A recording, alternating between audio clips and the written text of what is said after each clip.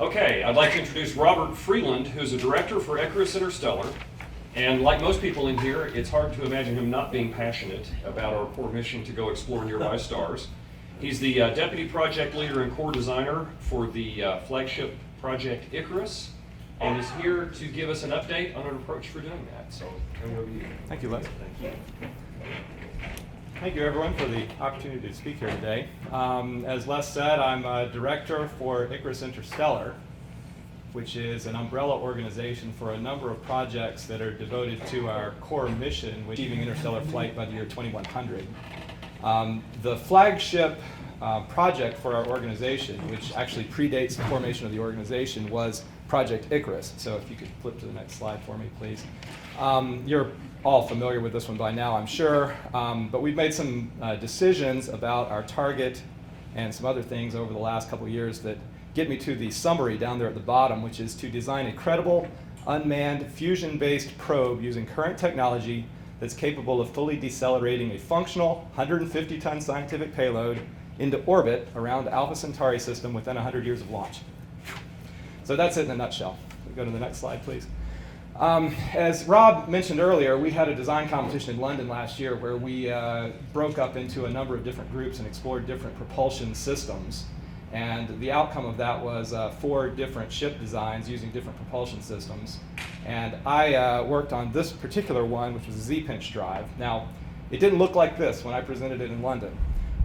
What we've done since then, and I've done this in coordination with Michel Lamontagne from Canada, done a lot of work on improving that design from London, and that's what I wanted to talk about today. Can we go to the next slide, please?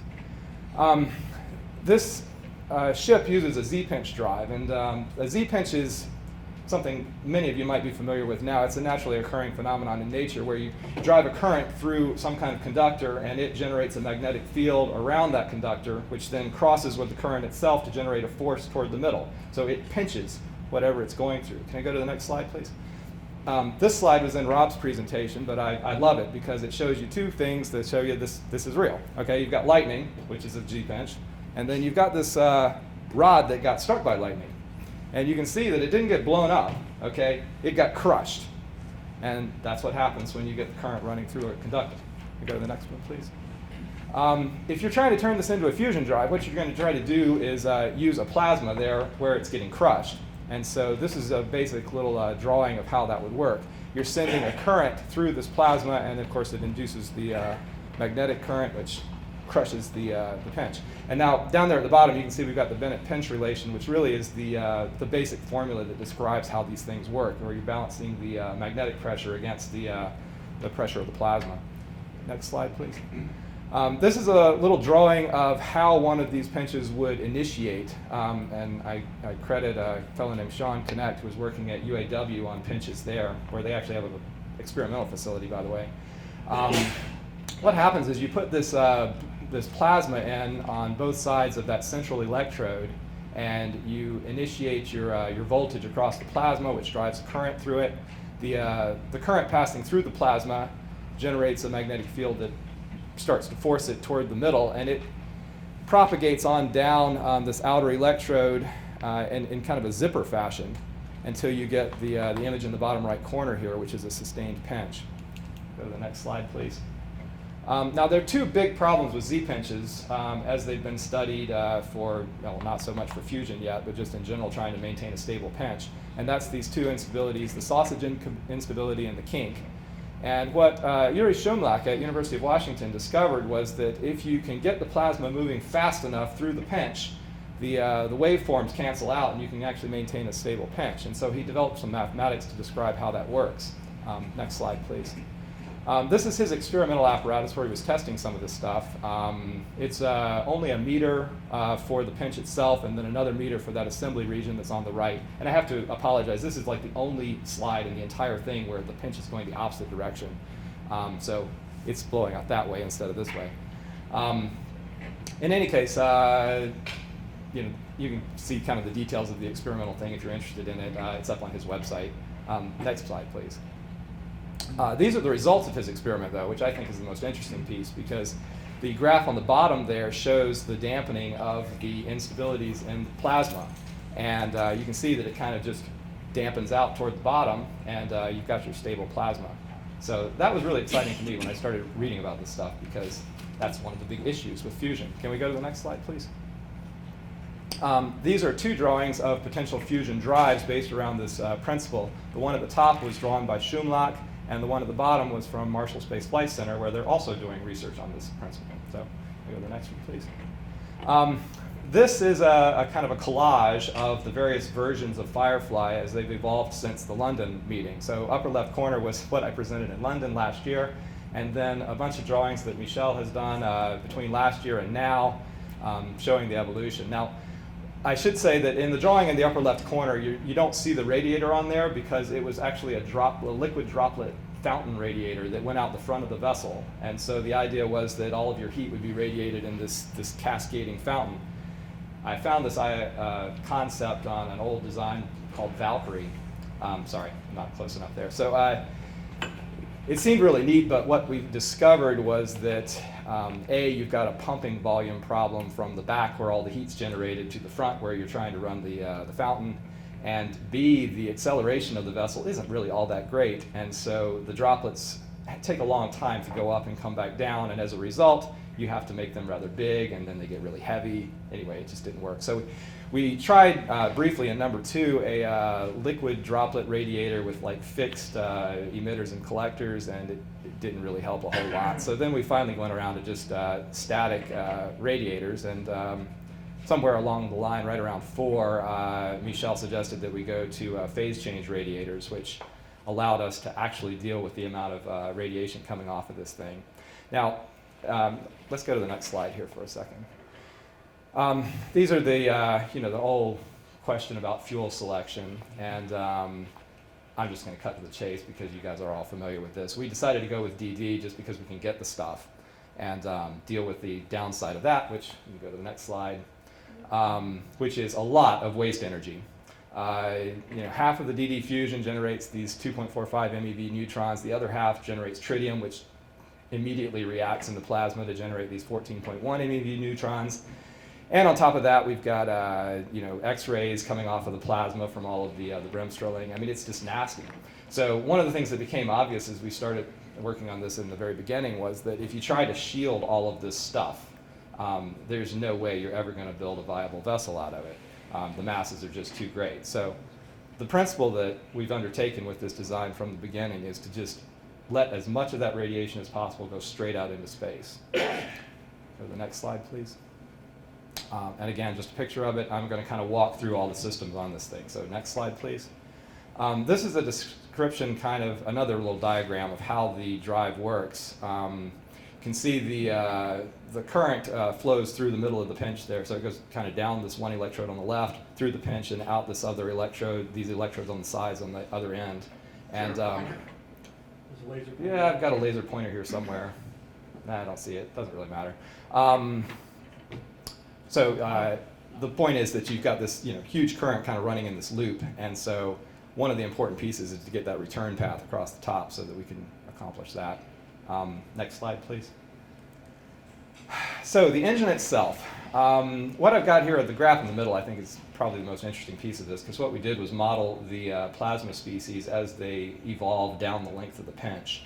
So it broke the pinch into 15 different little segments, and the output from one segment feeds the next one, and you can actually watch how the fusion reaction progresses down the length of the pinch. In the beginning, it's all deuterium, which is that red bar on the left, and you can see a little bit of tritium. That's that little tiny sliver of yellow that shows up just on top of the red there. It burns up immediately. You've got some helium-3, which is that larger yellowish white bar above that that's kind of consistent across the thing. Okay. Thank you. The question is if I can actually aim this thing. It's a little red arrow on the end where the. I'll just blind myself with it. There we go. Yep, got it. Okay. So that little bar right there is your helium-3, and you can see it kind of burns consistently as it's produced. And then this on the top is your helium-4, which is a reaction product, and this across the bottom is hydrogen, which is a reaction product. These essentially serve as poisons in the plasma. So one of the things that you're trying to do when we optimize this drive is that you want to reach a point where you want to stop right before you cease getting charged particles out. at a rate higher than the energy you're putting in.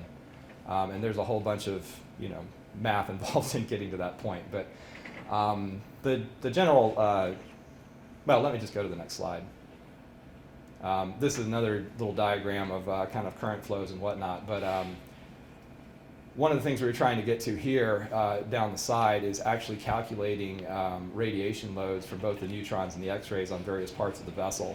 And so we've got all those tallied up, and it kind of gives us a waste energy figure for what we actually have to radiate out or deal with otherwise. Let me go to the next one, please. More diagrams that Michelle has done there on the right for another part of the shielding for this vessel. Now, I said we were going to let most of the radiation go directly out into space, but I mean, most is still not all. There's still some stuff that's impinging on the vessel itself, and so we were trying to figure out ways to not have to actually use radiators to deal with that. The first piece of that solution is this conical tank right here. Now it's coated with something, the slope here from the back to the front is just under 3 degrees, which for those of you who are familiar with Chandra and New Star happens to be the angle that you need in order to use shallow angle reflection on X-rays. So what we're hoping to be able to do is actually reflect most of the X-ray radiation off into space before it gets to this forward part.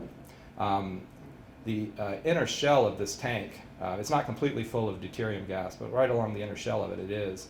And the idea there is that you're trying to achieve one hit, for the most part, of a neutron on something in that tank before it gets to the forward part here, so that it can get deflected. I mean, the odds are if it hits anything, it's going off into space because this is such a shallow angle.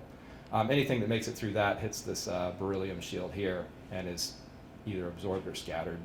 And then you've got your important stuff up forward of that. Next slide, please. So the radiators then have to deal with whatever's left after all of that. What we did was we calculated heat loads on particularly the electrodes. So right here you've got an electrode, and right here you've got an electrode, and these things are just absolutely hammered by neutrons and X-rays. And so, A, you've got to use materials that can survive that, and B, you've got to get all that heat out. And so that's transported up here to these sections of the radiators that are actually dedicated to those pieces of the vessel. And most of this, from pretty much here forward, is just dealing with these two electrodes. And then the rest of it is to deal with heat in that tank and the beryllium shield. Next, please. Again, this is also kind of illustrates that concept of taking sections of the radiator and figuring out what exactly they're supposed to be handling. So, next one, please. So, what would the mission look like with this vessel? I'm going to cut to the chase here. Okay. For Project Icarus, our goal was to get there in under 100 years. So the entire vessel is designed to keep that number under 100 years. And what that worked out to was 42,000 tons of fuel on a vessel that's slightly under 2,000 tons dry mass, which is, as I point out here, not quite the same as non-fuel mass. It achieves an exhaust velocity of just over 10,000 kilometers per second. And acceleration period is 25 years, and then it cruises for about 70 and then spends 5 years decelerating. Okay, the last slide, please, or next slide. That just kind of rehashes what I just said. Next slide, please. I did a brief analysis in London for how much this vessel might cost because, we always talk about these things and we always assume they're just exorbitantly expensive. Now, you might look at this and say that's exorbitantly expensive. What it worked out to was about $35 billion a year over 15 years, which is coincidentally about twice NASA's budget on an annual basis, or if you took NASA plus ESA, it's about that. So I would say it's not completely awful. But next slide, please. So thanks to Yuri Shumlak for his work at University of Washington, Marshall Space Flight Center for the research that they're doing there now, Michele Montagna for all of his help over the last year to get the radiator stuff up to snuff, and of course he did all the great artwork in here, and Stephen Baxter for doing some of the initial lit review that we did behind this. So that's it. Questions, anyone?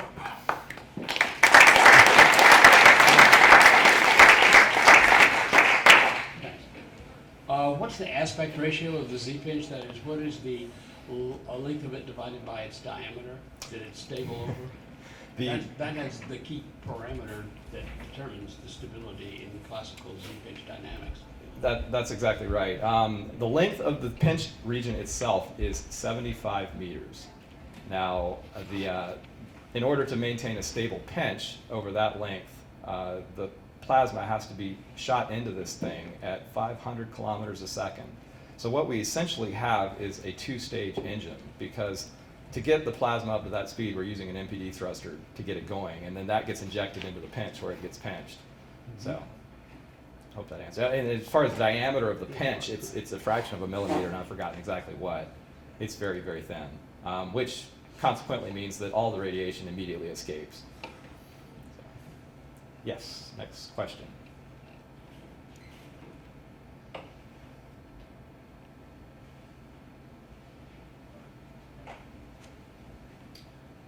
One of your challenges was dissipating the excess heat, so you had some interesting things about that. I was struck by a lot of your schematics are very similar to an X-ray generating tube, only in reverse. So you might want to look at an X-ray tube which is producing huge amounts of heat, tiny little bit of radiation, and some of the things they've done to overcome that problem is actually use spinning anodes, very dense materials, and even pumping coolants through things like that. That's a great idea. Yeah, thank you. Any other questions? All right, thank you. All right, very good.